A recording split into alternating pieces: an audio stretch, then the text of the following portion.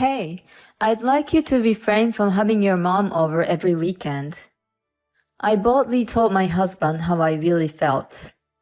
He sighed loudly. Lisa, you forbid everything. What do you mean? You don't want me to build a house. You don't want my mother to come over. You forbid everything. I didn't mean it like that. Then what do you mean? How long do we have to wait? My name is Lisa. My husband Frank and I have been married for 5 years. We have one common goal. We want to buy our own home. Now that we've saved up a down payment, we're ready to move on from renting. The home I've always dreamt of. After we settle down, we want to start a family and raise our children in a home that we can call our own. Such hopes were growing, but a dark cloud looms over us. My mother-in-law, who had heard about our plans to buy a home, began to make some suspicious moves. I heard you're finally buying a home. Yes, that's right. Have you already decided on what kind of home you want? Yes, I have an idea of what we want. Well, that's great. Let me know if there's anything I can do to help. Thank you very much. Oh, by the way, have you been to the showroom near your house? No, we haven't been able to get an appointment there yet. Well, I'll make an appointment for you. We can go together. No, I would like her to refrain from it. I want to inspect the new house with my husband alone. But after that, my mother-in-law kept trying to get involved in our choice of property. She even made unannounced visits. I got you a brochure of land for sale. Thank you very much. My mother-in-law had a dozen of leaflets in her hand. How about this one? It's close to the station and big enough for 2 families. What did she say? Did she say 2 families? I was unable to say anything, and my mother-in-law kept on talking. If the train station isn't close by, it's not convenient for anything. And you better be close to a hospital for when you get old. This property is close to a supermarket. You already have a hard time deciding which one to choose, don't you? At first, she asked if there was anything she could do to help. But before I knew it, my mother-in-law was taking the lead in choosing the house. She's pushing her wishes based on the assumption that she'll live there herself. This is not good. I told my husband everything that had happened that night. Oh, I think she might have mentioned something about living together. What? You want to move in together? Yeah, well, if you will let her. I won't force you, don't worry. I'm feeling a little blindsided by the statement of my husband. If I let her? I don't think so. I can't believe my husband would continue to dilly-dally. I'll be the one who gets the bad end of the stick when I finally tell my mother-in-law that we're not going to live together. Why can't he realize that? Shall we stop building the house? What? Why? Because the way you said it.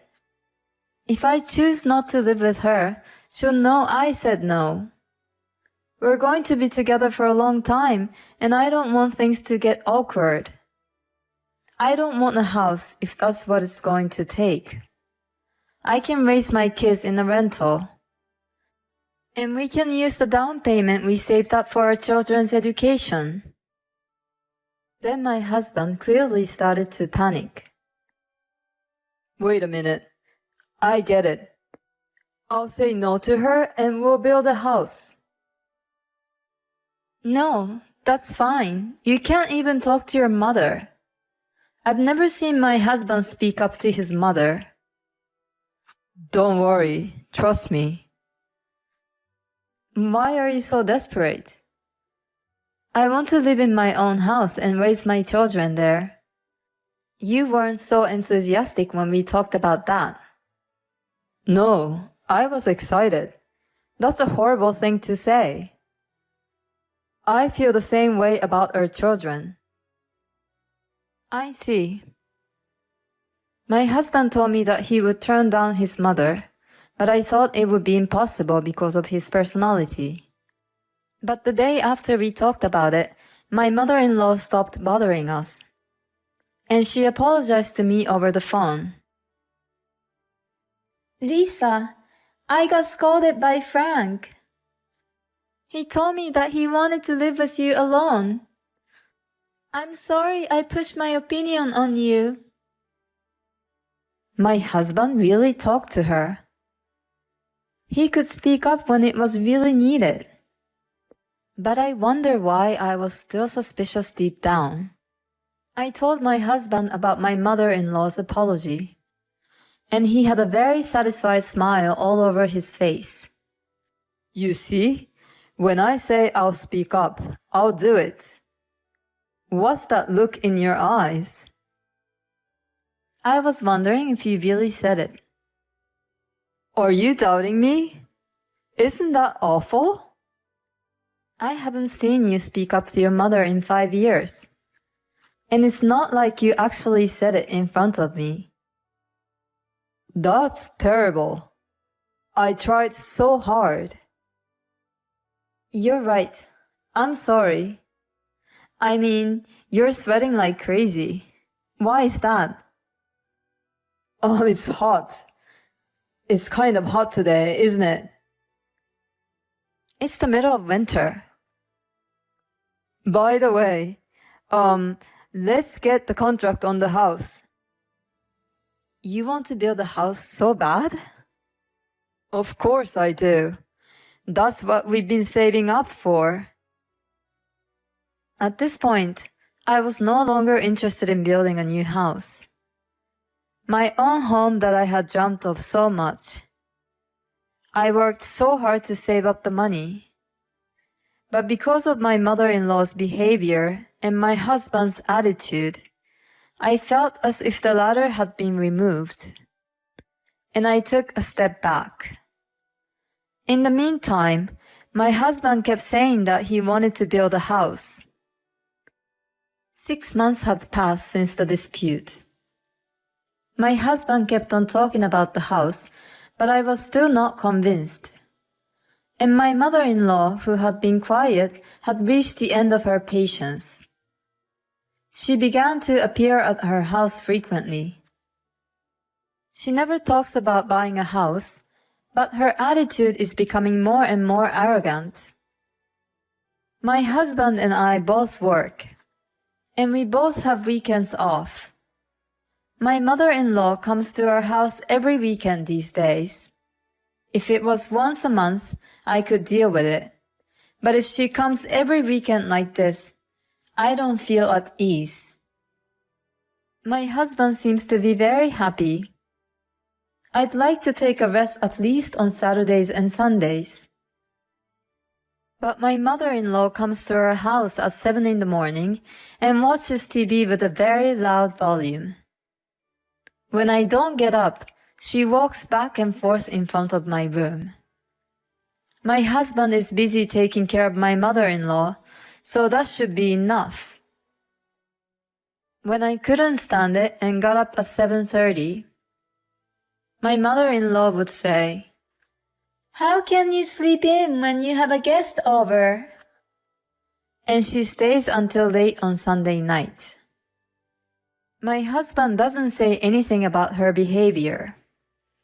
And when I look at him, the word divorce comes to my mind. But I want to avoid divorce if possible. I wanted to talk about what I could do to make things better. Hey, I want you to refrain from having your mother over every weekend. I boldly told my husband how I really felt. Then he sighed loudly. Lisa, you forbid everything. What do you mean? You don't want to build a house. You don't want my mother to come over. You forbid everything. I didn't mean it like that. Then what do you mean? How long do we have to wait for? You just said we. What do you mean? Who else is waiting? What? Didn't you just say we? My husband's face blushed and he started sweating profusely. I didn't say that. Then maybe I heard you wrong. We can't build a house with your mother coming over every weekend like this. Why not? Because I can't rest. If my parents came to stay over every weekend, would you be able to get some rest? Your parents won't come. They have such a nice house. I'm sick and tired of this nonsense. That's not the point. I don't care about the house. I'll ask my parents to stay with us next week. Then my husband raised his voice. Absolutely not. Why not? Because it's too tiring. Don't tell your parents to come over. My mother is the only one allowed here. This is my house too. I'm the head of the house. If you can't do what I say, then get out. Are you serious? You're no use to me at all. I'm done with you. You can't make my mother happy. And she can't live with us if we can't build a house. You promised she wouldn't live with us. What are you talking about? Once the house was built, we could do whatever we wanted, including living with my mother. What do you mean? I told you this much, and you still don't get it? I was going to invite my mother in when the house was built. I knew it. How could my mother-in-law back down so easily? My husband was just plotting with her. I see. That's what this was all about. Okay, I'll leave. I hope you won't regret it. Of course not. Don't even show your face in front of me again. I took the bare minimum of my belongings and headed for my parents' house. My parents were surprised at my sudden return, but when I told them what had happened, they welcomed me warmly. That's what family is all about, right? I guess our relationship was ruined when I couldn't trust my husband at the beginning. Dad, I'm sorry. I know things didn't work out between you two, but work and personal life are two separate things. Yes, I agree. And my husband and I are divorced. No alimony claims against each other. No money disputes, just the division of property. But 3 months have passed since then, and my ex-husband is now on his knees on the ground in front of me. I'm sorry, father-in-law. I'm not your father anymore. Be careful what you call me. Boss, this is a left turn, isn't it? Because I divorced your daughter? What are you talking about? Why did my ex-husband come all the way to my parents' house and get down on his knees? It's because he got an unwanted transfer. My ex-husband and I are employees of my father's company. He seems to think that he was transferred because of our divorce. But his transfer has nothing to do with the divorce. My father said during the divorce that private life had nothing to do with work.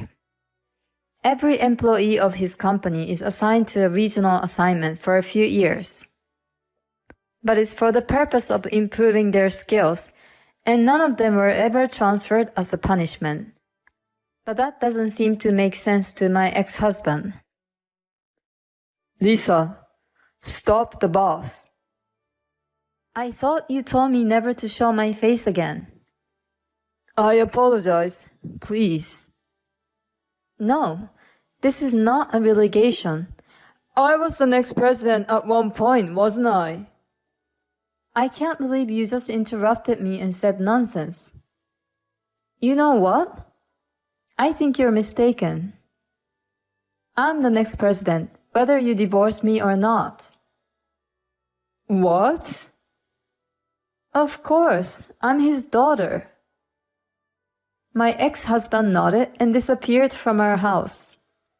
And the next day, he submitted his resignation. People around him told him it wasn't a relegation, but he wouldn't listen to them. A few days later, my ex-husband was found in an unexpected place. I was casually watching a documentary program on the TV, and my ex-husband was on the program. One of the people standing in line for meal donation at a volunteer organization, poorly dressed, was my ex-husband. You never know what life has in store for you. I thought of the word regret that I said to him in a bitter way. I'm sure my ex-husband regrets his actions. The fact that he was holding two of the meals in his hand suggests that one of them was for his mother. I don't have all the details, but it seems certain that he's living a life far removed from the one he had before. And I'm currently enjoying being on my own. I'm busy with work during the week, but on my days off, I enjoy my time. It's a blessing to be able to get a good night's sleep.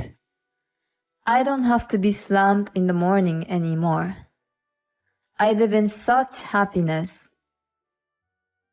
It's the coldness of her ex-husband which she couldn't explain to people that made her suffer.